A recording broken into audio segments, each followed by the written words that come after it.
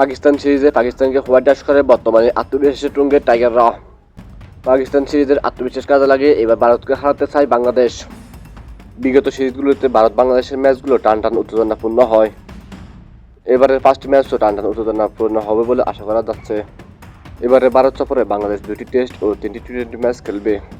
2টি টেস্ট খেলতে যে সকল ক্রিকেটাররা যাচ্ছেন ভারতে তারা হলেন captain Najmul Hossain Shanto, wicket keeper batsman Liton Kumar Das, mister defendable Mushfiqur Rahim, opener Zakir Hasan, Mominul Haque, Shadman Islam, pacer Taskin Ahmed, Shoriful Islam, spinner Mohammad Naim, all rounder Mehedi Hasan Miraz, pacer Hasan Mahmud, backup opener Mahmudul Hasan Joy, Shahadat Dipu ও বিশ্বসেরা অলরাউন্ডার সাকিব আল হাসান।